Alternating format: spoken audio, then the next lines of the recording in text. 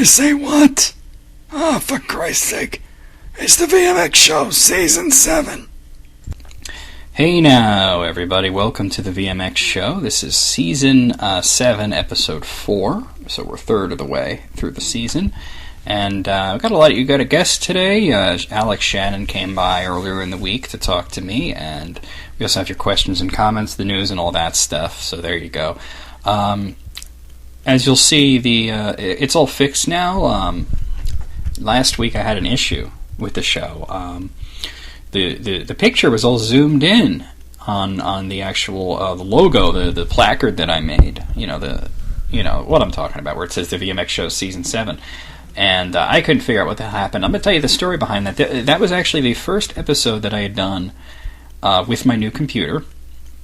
And the thing about it is that on my old computer, which was a very old computer, that had Windows XP on it, and the new computer is Windows 7. I decided not to go with 8, it's Windows 7. And, they have a version of Movie Maker. It doesn't actually come with the computer, you have to download it, which is called Windows Live Movie Maker. And it's absolutely terrible. It's like the worst fucking thing. It doesn't have a timeline, and, and I figured out how to put in, the picture and the audio and get it to sync up and then save it, but the thing is that it kept crashing. It couldn't handle the file for some reason. And I tried it in Vision, which is like my backup one, and for some reason it kept crashing in that too, which is strange. So I don't know what's going on with that. So I have Adobe Premiere, and I tried to use that, but for some reason, once I figured out how to get the video done, it kept zooming in the picture, and nothing I can do could get the picture to fill the entire screen instead of it just being a piece of it. So I was just like, it was getting late. I said, fuck it, and just did it like that. But I've actually managed to figure out how to get the old version of Windows Movie Maker onto Windows 7, which was awesome. And so now it's all fixed. It works perfectly. The old Windows Movie Maker was great. They took away a lot of features. I don't know why they did that. The newer versions are bad. Really, like, monumentally bad. Like, I can't even describe in words how terrible it is. It's really a piece of shit. But all right, let's go on to the questions and comments.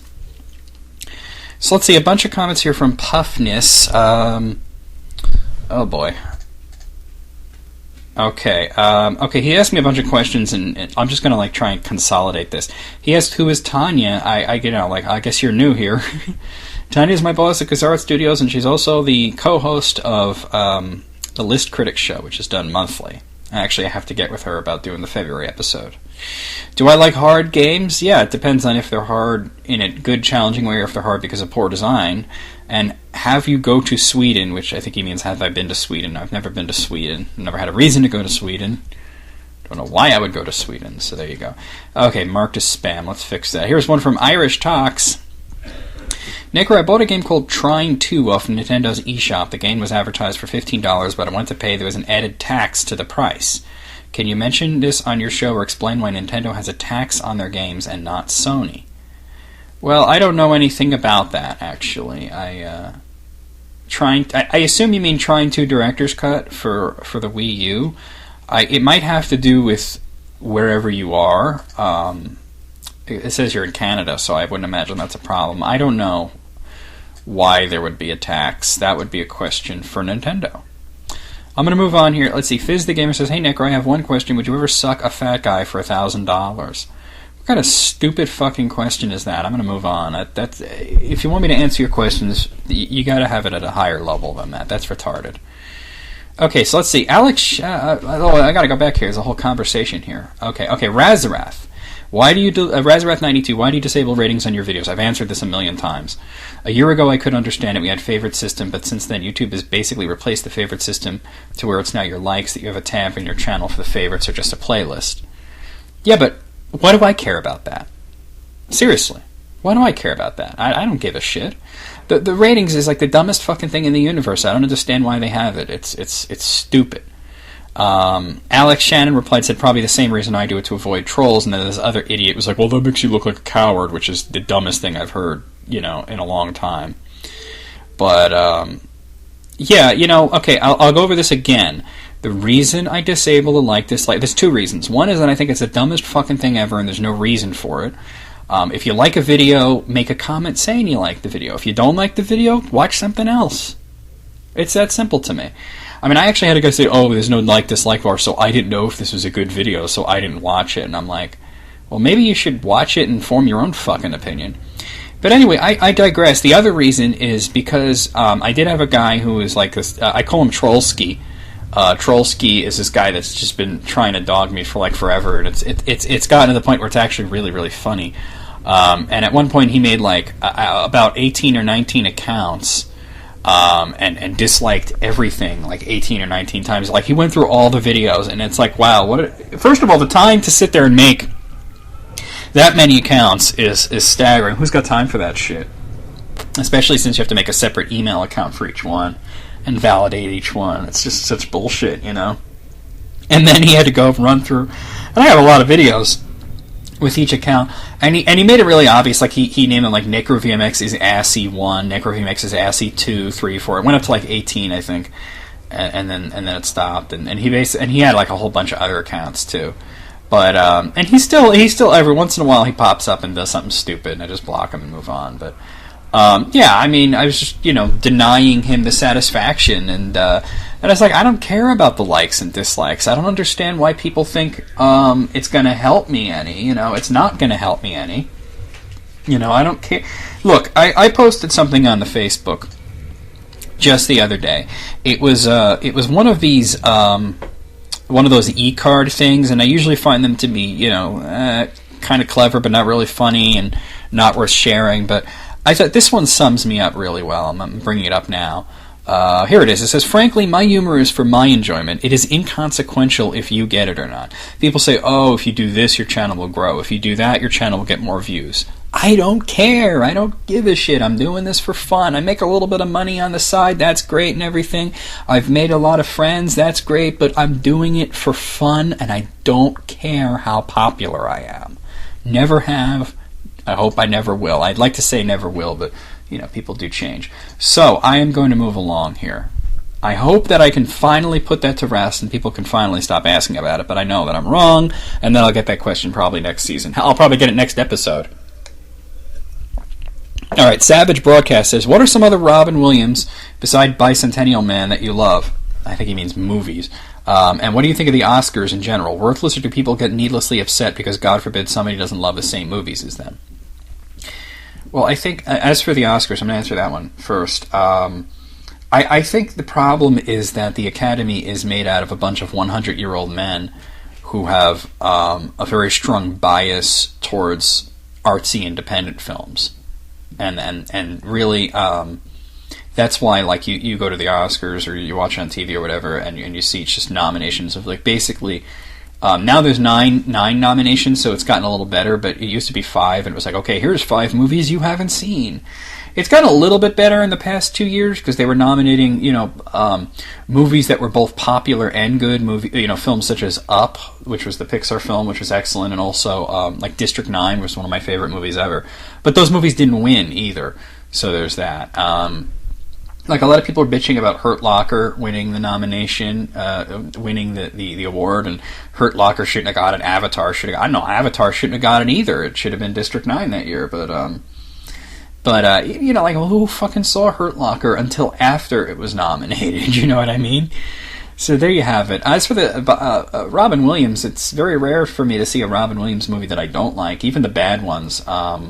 Toys was bad. That one was really, really bad. Jack was kind of bad, but I enjoyed it anyway. But ones that I really like, Bicentennial Man's my favorite, but also I do like his more serious roles a lot. Like I mentioned Bicentennial Man, and also Jacob the Liar was a great movie. 1 Hour Photo was fantastic. Father of the Year was a good one. But then like basically anything he's in is funny to me. I know people will probably ask me about Patch Adams, but I never actually saw that one, so there you go. I'm going to move on here. DrewLand94 says, so I'm trying to figure out what I want to go to school for. Do you recommend game design or programming? Well, you got to understand that those are two very different things, so step back for a second. Game design and programming are very different things. Programming means you're going to be making the engine and designing means you're going to be using the engine. So just keep that in mind. Do I recommend it? I mean, is that something you want to do? Does a degree help? I mean, I don't know. I think that it has to be a passion, because it's not easy. So you have to sit and ask yourself, because really you're the only one who can answer that, but I'm going to help you.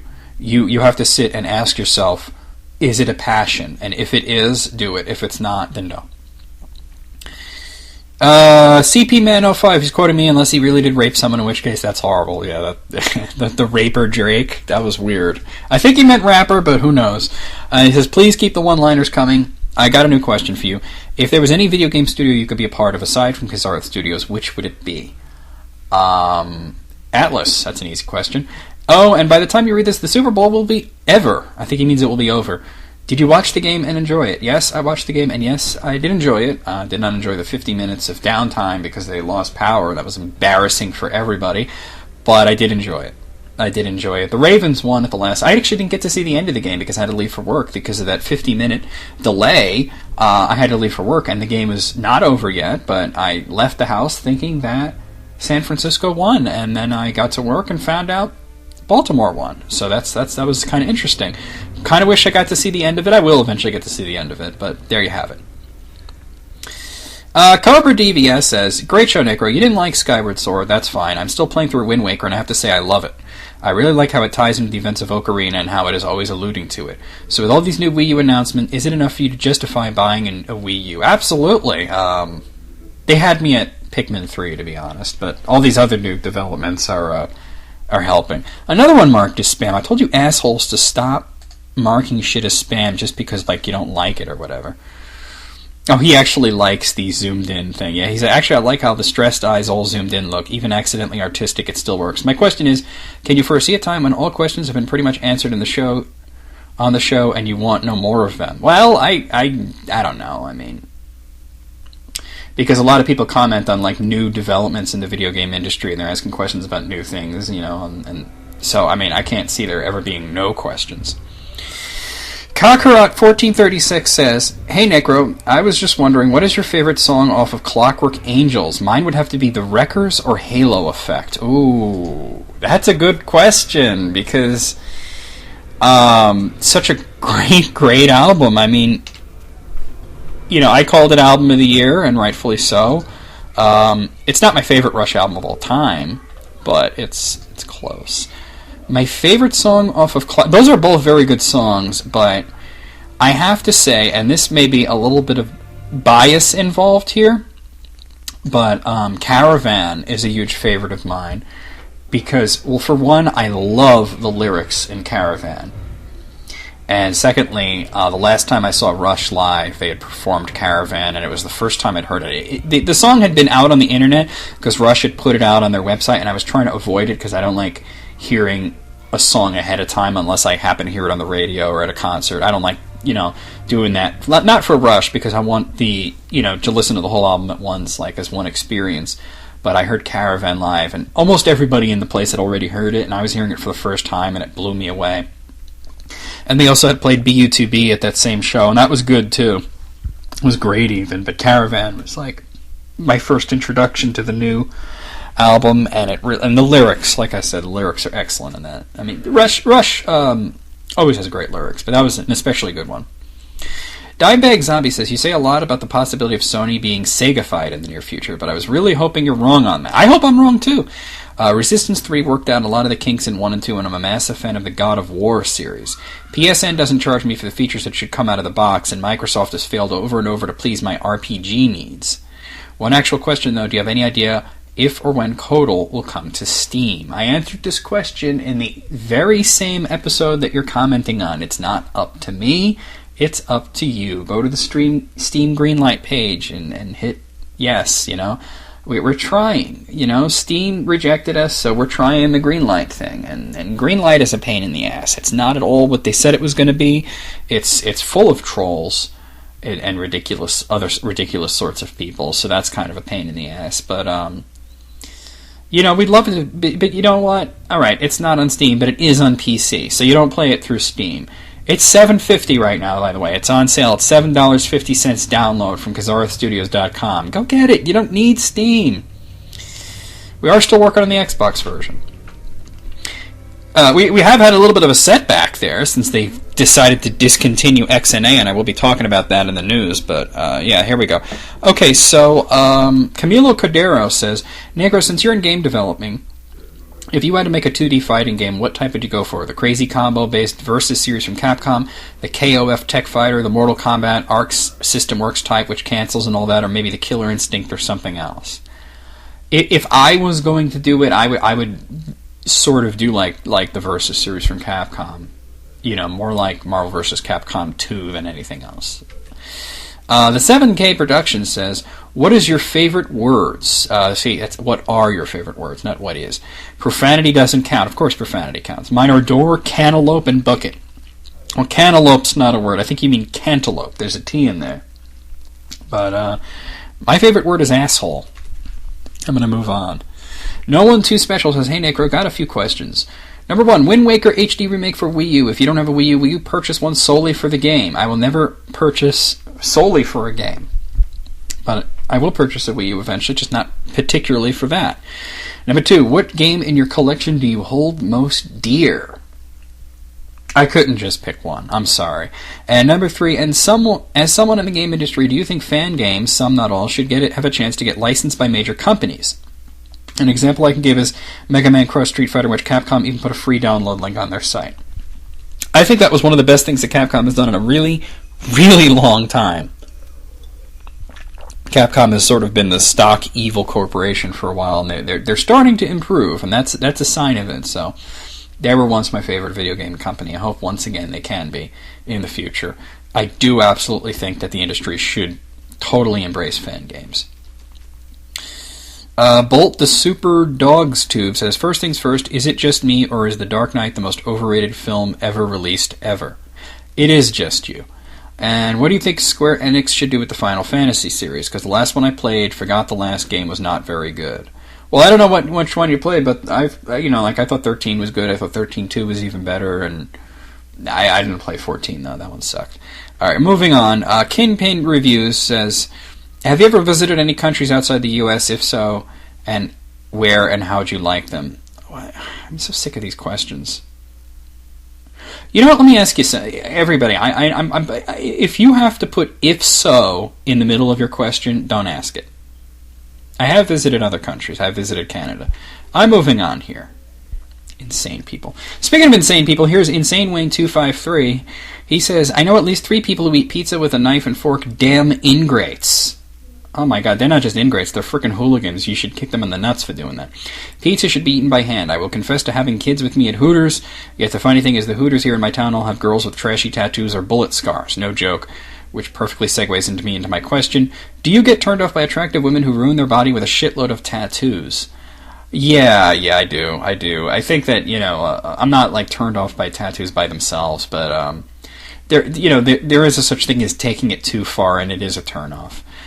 He says, and Skyward Sword sucks more ass than the human centipede and a felching vampire at the end. That's gross. He also comments, he says, everyone knows that National Socialist black metal is for dorks who aren't even cool enough to play Dungeons and Dragons. Hear, hear. They couldn't take over an elementary school, let alone the entire world. That's very true. He says, good call on Rush, Clockwork Angels. A couple of good mentions for Album of the Year would be Aborted Global Flatline and Asphyx Deathhammer. Both very solid death metal albums. Check them out if you get the time. I have, and they're both good. I love death metal. Both very good albums. And he says, when is a good time to hit you up on Skype? I hate bugging people at odd hours. The later the better, really. I do, like 10 o'clock is a good time to hit me up on Skype. Eastern time. Kick-Ass 61311 says, hey, Necro, sorry for the typio. I think he means typo. But thanks for answering my question. Well, now I have some questions. Okay. Oh, God. Have you ever heard of punctuation? How many more generations do you think Nintendo is going to last? Sony, Microsoft? That's not something you can predict. Sony, I don't think, is going to last that many more generations. Especially if Sony will be around, but I think they're going to pull out of the video game industry eventually, especially if the PlayStation 4 rumors that I've heard are correct.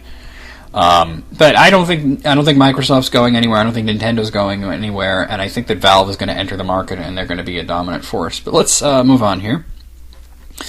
2 more questions. Let's see. Drewland94 says, another question for you, Negro. If you already answered it before, just ignore. Anyways, why was it so hard for the Bethesda team to program the Skyrim DLC for the PlayStation 3? Is it really that different from the Xbox's hardware? Yes, it is, actually. And you have to remember that the Elder Scrolls series have always traditionally been developed for PC. The wonderful thing about developing for Xbox is that it's incredibly similar to developing for Windows because it is a Microsoft platform, and it's very easy. It's on Xbox. Boom. Same thing with Xbox games. You want to port to PC? Very easy. PlayStation 3 has, and other things like the Wii or Wii U or whatever have very different architecture, and it becomes more difficult. But the problem with the DLC, and specifically, was that the PlayStation 3 version of Skyrim was a monumental disaster that had a lot of errors that were caused by the save files becoming too large over time, causing a lot of lag, the frame rate dropping to unplayable levels, and also some really severe glitches. So it was discovered that trying to put the first DLC, which was a Dawnguard, onto PlayStation 3, I mean, it's been done for some time. The problem is that implementing it caused the game to have those problems times 10. Like, it just became completely unplayable. So it took them a long time to figure out how to get it running smoothly. So that's the answer there. And finally, Kingpin Reviews asks, were you ever bullied in school? Also, if you went to college, where did you go? Well, I'm not telling you where I went to college. I see no reason to tell you that. As for being bullied in school, well, you know, I think that everyone was had issues of some sort. You know, you hear about bullying a lot, and let me tell you something. It's so much worse now than it was in the past. And you know, when I was in school, it was, you know, like occasionally, like, people would call you a name, or they'd hit you or whatever, and you just kind of dealt with it because that's all it was. Nowadays, it's just kind of gotten insane. So, by the modern standards of what bullying is, I would have to say no, I had it really easy. I had it very easy. Never really got into a fight, you know. Never really had that much of a problem. I mean, in elementary school, a little bit, because I went to a school, it was like a whole lot of, like, snooty rich kids. But, you know, after that, it wasn't that big of a deal, you know. I was sort of always the square peg anyway, so, you know. But I always found my crowd, you know what I mean? But these days, it's kind of gotten really crazy. So by the standards of being bullied, absolutely not. I didn't have that issue. Not like what you're thinking of. So, like the constant campaign of harassment that is what is called bullying now. I mean, back then it was just a kid that would bother you, and that was your bully. You know, it was a good example. Like, look at The Simpsons, the tough kids in The Simpsons. The bully. You have the trio there, Jimbo and Dolph and Kearney, and then you also have Nelson, who sometimes runs with them, sometimes doesn't. And they're just the tough kids who, like, you know, they all have their own problems at home, and they've all been left back multiple times, and they're much larger. And there goes the phone, so I'm going to have to pause this recording so I can actually answer that. If I can. I'm going off on a tangent anyway. Okay, phone call all taken care of. It's just work telling me that I was switched from one place to another. No big deal. Okay, so, you know, like, talking about the kids in The Simpsons, you look at kind of, like, the way they act and the way they are, and, like, think of Nelson and the way he relates to Bart, and that occasionally he'll, like, you know, punch Bart and take his money, and that's it, you know. But for the most part, they don't really hate each other, you know. It's just sort of like an understanding, like, I'm the bigger kid, so I'm going to enforce my will on you, and you're going to put up with it because that's like the school culture. And in that way, The Simpsons is sort of actually behind the curve on the way that bullying happens in schools. And it's a good thing because it doesn't need to be portrayed, really. It's been portrayed enough, but I mean, it's not like, you know, Nelson is giving this, like, constant stream of hatred and venom and harassment. It's not a campaign. It's just it's more out of convenience than anything else. So I hope that answers your question and gives you a little insight as to how things have changed in the past 25 to 30 years. So there you have it. I'm going to move on here. That's all the questions and comments. I'm going to get my guest in here. So I have Alex Shannon here. So we're going to talk to him. Okay, so we have Alex Shannon here. He has a YouTube channel, and he wanted to come and talk to me. Alex, before we talk about what you came here for, tell me a little bit about your YouTube channel. Well, I play video games in front of my camera a lot. I've been uploading a lot of videos, those are playthroughs and stuff. Okay. Okay. And they could reach you at Alex Shannon, correct? Yeah, I think I've got 2 YouTube channels under that name, him for some reason. But if anybody wants to just PM me, I'll link them to my other channel. Well, okay, all right. So what brought you here today? You wanted to talk about the ESRB, correct? Correct. Yes. I was just noticing, sorting through my games, and I was thinking, and how some of these ratings just don't seem too appropriate. Could you give some examples? For nowadays. Well, I've got Star Wars Rogue Squadron here. This game is rated T for teen, okay. But then there was also Star Fox 64 on the Nintendo 64 too, and I played them both. The only difference is one is a rail shooter and the other's free roam. And it's Star Fox was rated E10 or I think it was actually rated E. It was rated E. Yeah, they didn't have the E10 rating back then. Well, it's not the only difference though, because you have to remember that Star Fox is sort of this fantastical sort of cartoonish thing, while Star Wars is more realistic. And but nobody ever actually gets out of their vehicles or anything. The vehicles don't change. Yeah. Well, they do show clips from the movies though. They do show clips from the movies, and you also have to remember that with Rogue Squadron, because it was released in the 90s. It was not released in the 90s. That's on the GameCube. No, I've got the Nintendo 64 you're talking here. about you're talking about the first one. Okay, I'm thinking of the GameCube one.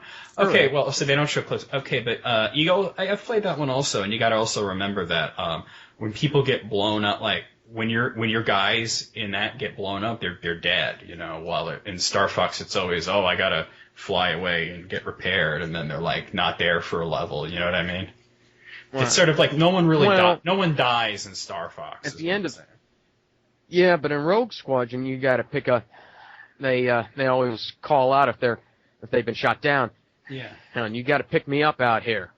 Yeah, I don't know. I mean, I don't think that it's an inappropriate rating. I think you're comparing 2 games that are similar, but you have to remember that when they rate games, they're not thinking, okay, what did we give this other game? You know what I mean?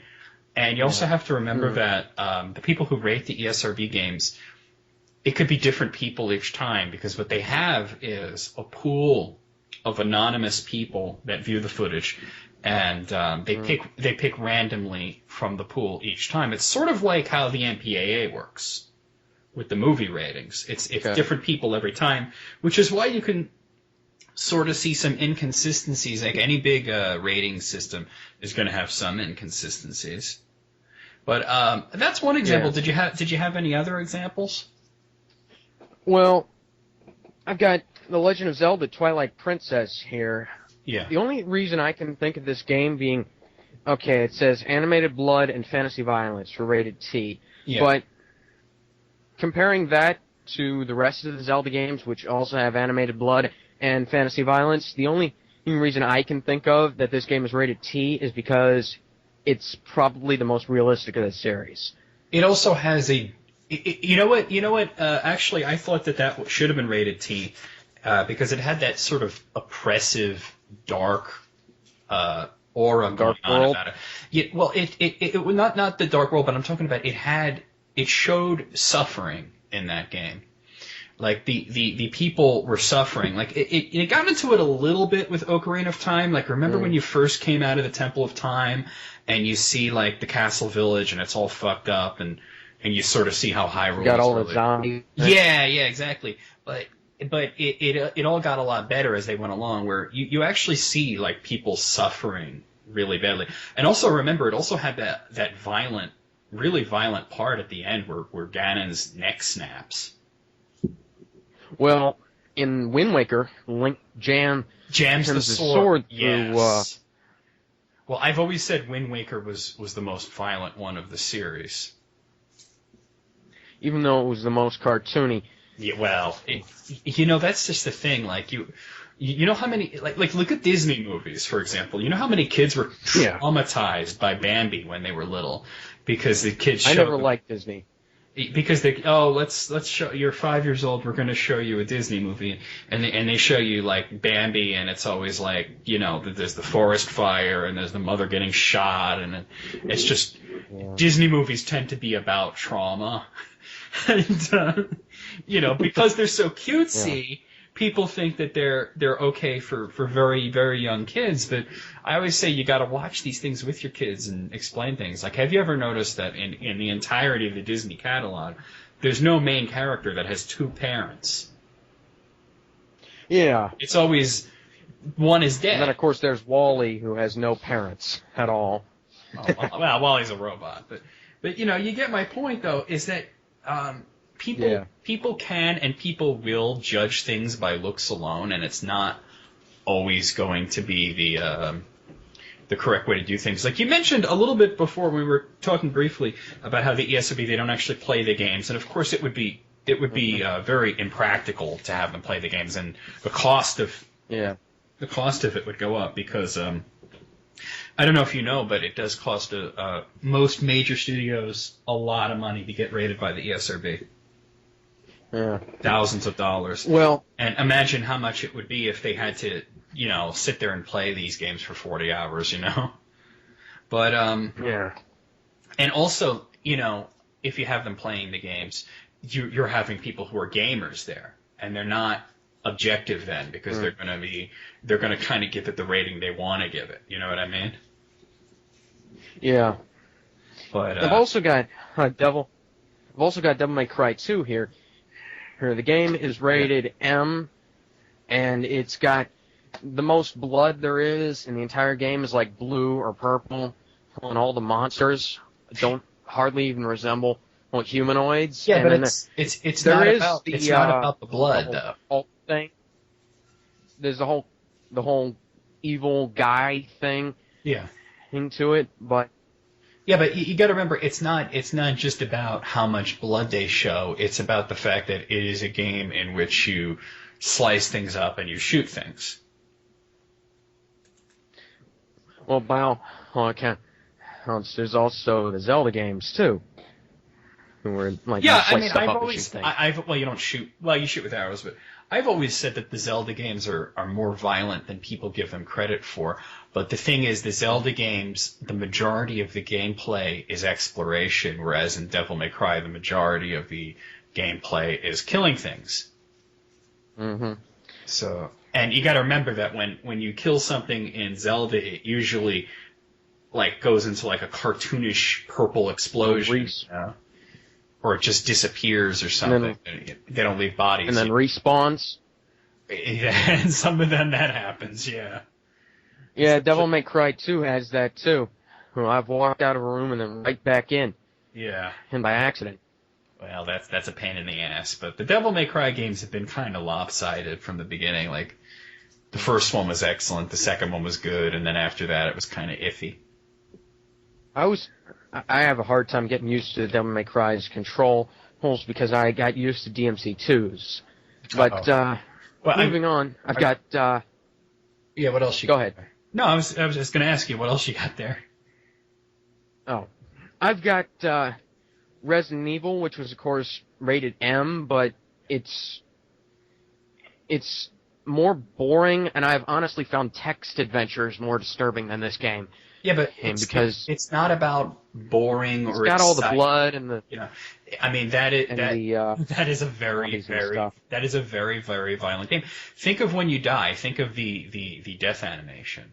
I mean, of course it's rated M. Death animation in Ocarina of Time, and Link falls down on it with his sword in his hand. Yeah, but then he Yeah, but then he's not surrounded by enemies who devour him while bloody letters appear on the screen saying, "You're dead." No, but the enemies sometimes keep attacking you. Well, yeah. That always happens in... That's more the programming than the design. Like, where in Resident Evil, it's shown, like, you die, you get eaten. You know, that's going to happen. I mean, it's a zombie game. Of course it's rated. Well, I mean, what would you rate Resident Evil? I'd rate it S for stupid. Well, okay, but that's, you know, that's an opinion. See, you're not being objective. Okay, with all the... they're not rating... You know, you gotta remember, they're not reviewing games. They're not giving you their opinion on how good they are or if they're exciting or boring.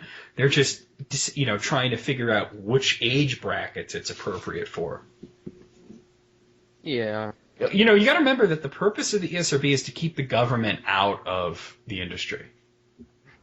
Yeah. And especially when we have an idiot in the White House who, after the Sandy Hook shooting, which had nothing to do with video games, wants to investigate the links between violent video games and gun violence. And the president, like I said, the idiot in chief, can stand there and say there is no proven link between violent video games and gun violence, and that is why I'm calling for more research. So he's basically saying, I know there's no link, but you should go out and find one. That is messed up. So we have a government who very much wants to get involved in the video game industry. It's been, every time they do these studies, and now my phone is ringing, so let's see who this is. Oh, Jesus. Trying to become Australia. I know who this is. Hey, Blackwell, it's at 10.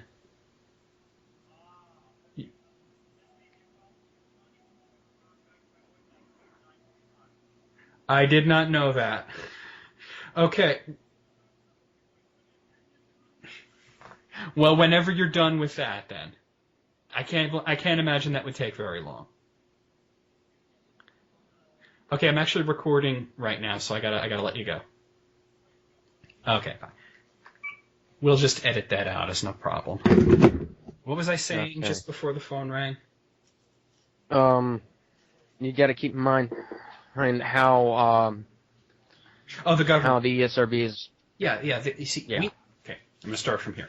We have a government that very much wants to get involved in the industry. They're saying every time they've done these studies trying to link video games to violence, they found there's no link. Mm-hmm. So there, you know, we have a president who's saying got Columbine and Doom, no link. No link, exactly. All of them. All of them. There's never been a link proven. He's saying, well, that means we need more research. So he's going to spend more money and throw more money at trying to find a link between gun violence and video games. And basically, if you have to remember back in the 90s when, and a lot of people give credit to Mortal Kombat, but believe it or not, it was Night Trap, of all things, that was getting... Night Trap? Night Trap Mortal Kombat. Night Trap was the game that was talked about in the Senate. Night Trap was the game that had people like Tipper Gore and Joe Lieberman and all these crazy liberals up in arms about it. And they were going on about how this was going to corrupt our youth and the government needed to step in and make laws about it.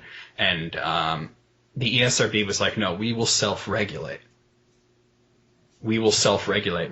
Because once the government steps in, then it becomes Australia. Yeah. Where they can ban games. And that's never a good thing. Funny thing, the last people I heard talking about all the links to violent video games are the people who were trying to stop the gun control stuff. But on the subject of I've got Perfect Dark here. Okay. Let me mention that. Actually, you're talking about the NRA. You're talking about the NRA. Yeah. Because the NRA, what they're trying to do is they're trying to push the blame off onto someone else. Because they're trying to stop gun control, and they're saying, no, it's video games, and they're being highly hypocritical because the NRA has actually made a video game in the past. They actually made a game.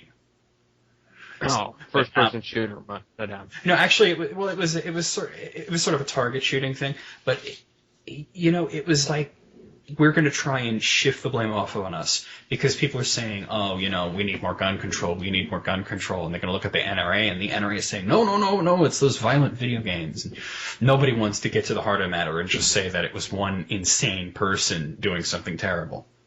Because there's always got to be a culprit, because the guy killed himself, and we can't punish him. So we have to punish somebody. Unfortunately, that's the way our society is. Okay, you're going to say Perfect Dark. Tell me about Perfect Dark. Well, before that, I'm going to reference GoldenEye. GoldenEye on the Nintendo 64 was rated T. GoldenEye on the Nintendo Wii was rated T as well. Yeah, they were both pretty tame. Yeah, but GoldenEye on the Wii and Perfect Dark on the Nintendo 64 are about the same level of everything. And no. I mean, no. It must have been. They swear in GoldenEye, right? They swear in Perfect Dark. But there's not a lot of blood in GoldenEye, but there's a lot blood of in. Blood. Hold on, you got to let me talk here. They're not the same. They're not even close to it, because Perfect Dark, and I'll tell you the very reason that it got the M rating is because when you shoot someone in that, the blood not only comes out a little bit like in GoldenEye Wii, but it splatters onto the walls. And I played the hell out of Perfect Dark, and I know that when you shoot someone, if they're standing in front of a wall and you shoot someone, there is going to be a splatter onto the wall. And I remember if you shoot someone in the head, you will see a little chunks come out. Perfect Dark was way, way more violent than either version of GoldenEye. Yes, but you got to take into account the age. Perfect Dark, the blood spatter looks like they're literally the size of dimes. It doesn't matter. It doesn't matter the age, because they're not rating games from years ago. They're rating games as they come out. They're not, I mean, that's kind of silly, because when Perfect Dark was rated, it was rated upon its creation, not years later. It's not and like and the current industry standards. Yes, exactly, and it was absolutely an M-rated game today. And let me tell you, if it came out today, it would still be rated M. It actually did come out for the Xbox Live Arcade. And I don't know if they require ratings on Xbox Live Arcade, but was it still rated M? I don't know. Oh, but I don't want to waste your time looking it up. Oh, don't worry about that then. So anything else then? Well, I've got Mortal Kombat and Mace the Dark Age. Mace the Dark Age is rated M17 plus, and it's basically Midway's attempt at a 3D fighting game. Yeah, I remember. Well, what is that? I can't really find any details because I just got the cartridge, but but the game really doesn't have that much blood in it. In fact, no blood at all. It's just acid running around. Yeah, but stages. Doesn't that game have some sort of fatality into it? I mean, I'm pretty sure that Mace the Dark Age, I remember that game, that it had some sort of violent finishing move. You see, what you're tending to do is you tend to focus on like one aspect. Like with Resident Evil, the aspect was that it wasn't exciting, which has nothing to do with the ratings. And like right now you're focusing on how much blood, but it's not only about that. It's sort of like the Zelda thing. It's also about the atmosphere. It's also about how intense it is. And for example, I mean, does a horror movie have to show blood to be frightening? No. Not necessarily, right? No, not necessarily, but like I was saying, Mace the Dark Age is just like, it's so slow and sluggish and everything. It doesn't move nearly as fast as Mortal Kombat. But that has nothing to do with the ratings. They're not going to sit there and say this is fast. So yeah, but it detracts from the atmosphere. Not necessarily. Like I said, does a horror movie have to be fast-paced to be frightening? See, like once again, does an action movie have to be? Yeah, but once again, you're focusing on the fact that you find it to be dull.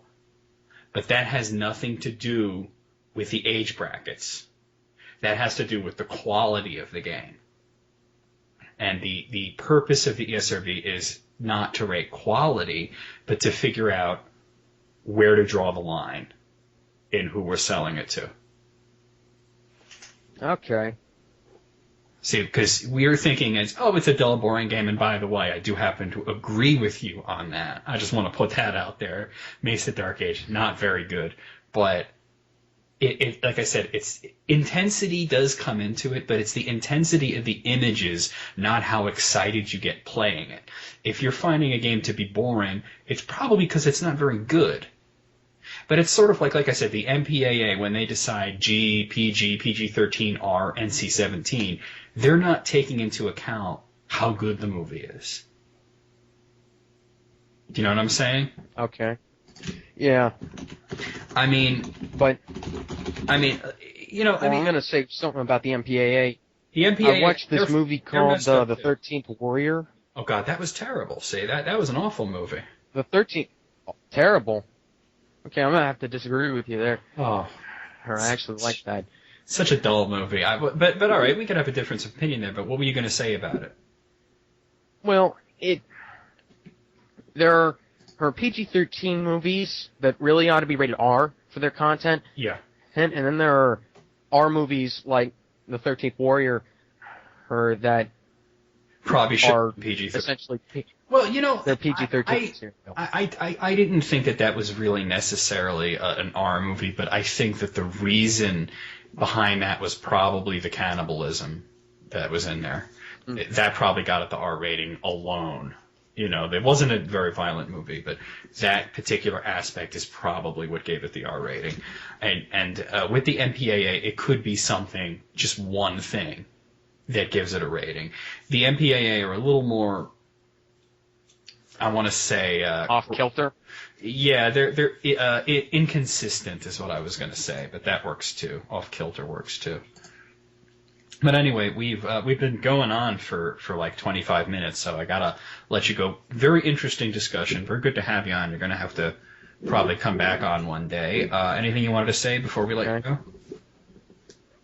I'd like to plug www.blogdudesvariousreviews.blogspot.com before I leave.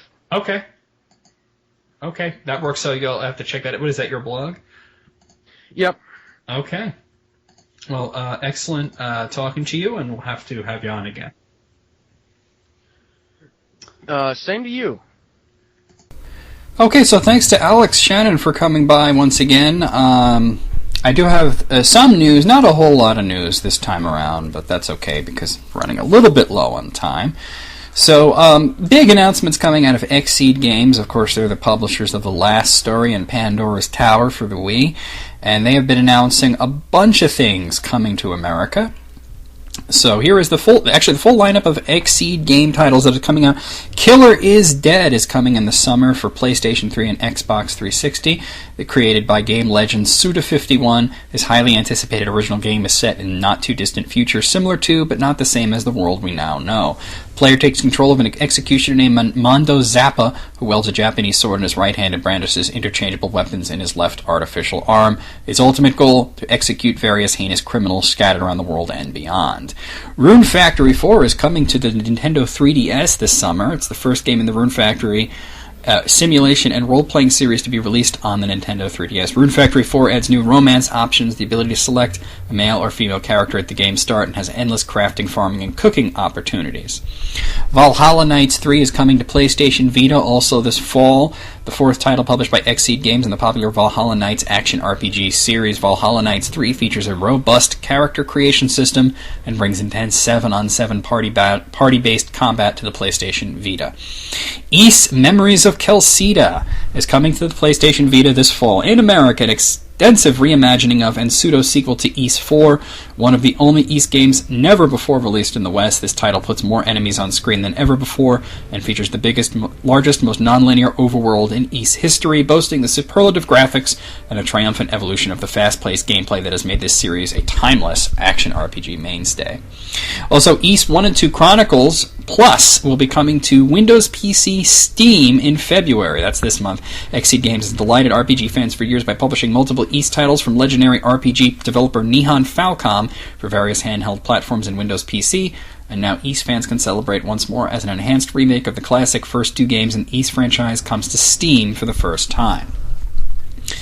So, that's a big one. Calcita, Memories of Calcita, that's going to be the reason for me to buy the Vita finally. So I was meaning to get one, but then I kind of never did. So there you have it, Okay, if you're into the Final Fantasy series, select games are on sale right now for the Final Fantasy 25th anniversary. So if you're looking to download anything for PSP, Vita, or PS1 Classics, these games are now 50% off. Dissidia Duodecim Final Fantasy, Dissidia Duodecim Prologues Final Fantasy, Dissidia Final Fantasy, Final Fantasy Tactics War of the Lions, Final Fantasy PS1 Classic, Final Fantasy II PS1 Classic, Final Fantasy IV Complete Collection, Final Fantasy V PS1 Classic, Final Fantasy VI PS1 Classic, Final Fantasy VII PS1 Classic, Final Fantasy VIII PS1 Classic, and Final Fantasy IX PS1 Classic. So if you're looking to get any of those games for PSN, those are all on sale, 50% off. So that's a big deal there, okay? That's a big deal. Capcom is coming out with something called the Capcom Arcade Cabinet Collection. Apparently, they will have 30 games that are classic Capcom arcade games that will be coming to the PlayStation 3 and Xbox 360. We know about half of the games: 1942, 1943, Avengers, Black Dragon, X's, Gunsmoke, Legendary Wings, Makai Mora, Mercs, Pirate Ship Higemaru, Section Z, Sidearms, Hyperdyne, Sansan, and Trojan will be coming out. The full list of games and the pricing and whatnot is going to be coming out later. So, I don't really see the point of this. We already had Capcom Classics Collection 1 and 2 and remixed for PlayStation 2, and then also for PSP, so I don't know what's going on with that, but they are doing that if you want to get those games on the most recent systems. So there you have it. Let's see what else we got. Like I said, not a whole lot of news going on. I do have a little bit of news about the Dragon Quest VII remake for 3DS. No news yet as to whether or not this is coming to America, but here's a quote from was this Yuji Horii? Let's see. Oh no, this is Fujimoto. Okay, Fujimoto. Noriyoshi Fujimoto is the producer, and this is what he said about the 3DS version of Dragon Quest VII as opposed to the PlayStation version. He says, "Even Horii realized how difficult the game was with all the problem solving and puzzles. The PlayStation version was more of a riddle-solving adventure. Solving some of the puzzles felt very exhilarating at times. Whenever you get stuck in the game, the frustration would build up. There are also changes to the basic game, which includes a better tempo and game pacing, a leveling system, which is more like the recent titles. They've changed the number of puzzles. There's more player choice. There's now an evac spell that is required that you get earlier in the game, which is a good thing. There are some class exclusive costumes, and there's 2 different camera angles that can be changed at any time. So far, we don't know yet whether this is going to get localized.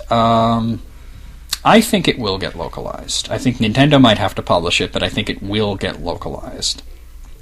So there you have that. Let's see. Do I have anything else? Honestly, it's been a kind of a slow news week after the monstrous amount of gaming news that came out last week. This week has been meh with news. It hasn't been a huge thing. So I'm just kind of looking through this. I don't think I have anything else major. If you're looking forward to the Need for Speed movie, I can tell you that Michael Keaton's going to be in it. So there you have it. The lead designer of Sid Meier's Civilization 5, and if you have me as a friend on Steam, you know that I'm playing it constantly. He has formed his own studio. Of course, I'm talking about John Schaefer. He was the lead designer of Civilization 5, and his new independent studio is called Conifer Games, and he has a new strategy game coming out called At the Gates. It's an empire builder sort of game, and it is now on Kickstarter. He's looking for $40,000 to finish it, and so, I think Kickstarter's kind of not a great thing anymore, but it used to be, but that's just my whole opinion. I'm not going to get all op-ed on you guys about Kickstarter, but there you have it. And people looking forward to The Witcher 3, The Wild Hunt. Everybody seems to think it's going to be the final game in the series, but CD Projekt Red is saying, no, it's not going to be the last one. They say, people may ask if this is really going to be the last Witcher game.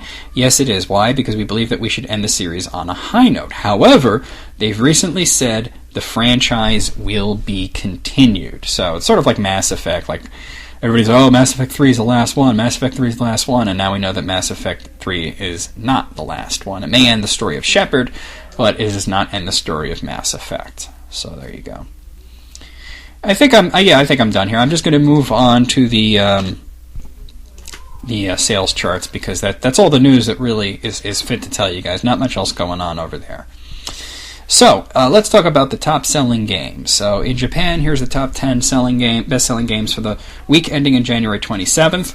The top-selling game was Animal Crossing New Leaf for the 3DS. That sold 82,434 copies. DMC on PlayStation 3 sold 30,720 copies. Gintana no Sugoroku, that's on the PlayStation Portable, sold 26,581 copies. Demon Gaze on the PlayStation Vita sold for 25,592 copies. Gentai Toki Monster Monpiece, that's on the PlayStation Vita, that sold 25,080 copies. Kamisama no Umeni Kakume Paradox, that's on PlayStation 3, it sold 24,080 copies. Fantasy Life on the 3DS sold 23,706 copies. Hitman Absolution on PlayStation 3 sold 22,792 copies. Digimon Adventure, that's on PlayStation Portable, sold 13,835 copies. And New Super Mario Bros. 2 on the 3DS sold 12,359 copies. Over in Europe, the top-selling game was Call of Duty Black Ops 2, I almost said 3, 2 for PlayStation 3, 35,040 copies sold. FIFA Soccer 13 for PlayStation 3 sold 30,063 copies. Call of Duty Black Ops 2 on Xbox 360 sold 25,299 copies. Far Cry 3 on PlayStation 3 sold 21,166 copies. Just Dance 4 on the Wii sold 20,454 copies. FIFA Soccer 13 on the Xbox 360 sold 20,198 copies. Far Cry 3 on Xbox 360 sold 16,859 copies. DMC on PlayStation 3 sold 16,305 copies. New Super Mario Bros. 2 on the 3DS sold 15,854 copies. And Mario Kart 7 on the 3DS sold 13,248 copies. America. This is lovely. I love to say this. The top-selling game in America, Ni no Kuni Shiroki Seihai no Ju, which is Another World, Wrath of the White Witch, or we actually been calling it Ni no Kuni, but it means Another World. Ni no Kuni, Wrath of the White Witch on PlayStation 3 sold 140,874 copies. That's on PlayStation 3. I love when a Japanese RPG is number one, even if it's for a system I don't have. Call of Duty Black Ops 2 on Xbox 360 sold 49,028 copies. DMC on the PlayStation 3 sold 28,859 copies. Far Cry 3 on the Xbox 360 sold 27,206 copies. Call of Duty Black Ops 2 on PlayStation 3 sold 25,998 copies. DMC on the Xbox 360 sold 25,470 copies. Halo 4 for Xbox 360 sold 22,554 copies. Just Dance 4 on the Wii sold 22,502 copies. Far Cry 3 for PlayStation 3 sold 20,474 copies, and NBA 2K13 on the Xbox 360 sold 19,908 copies.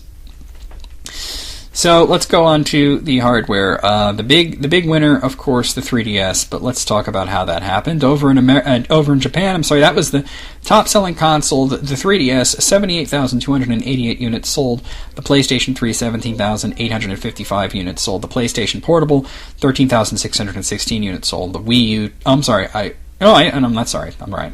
The Wii U, 12,976 units sold. The Vita, 9,027 units sold. The Wii, 2,148 units sold. The Xbox 360, 569 units sold. And the DS, 127 units sold.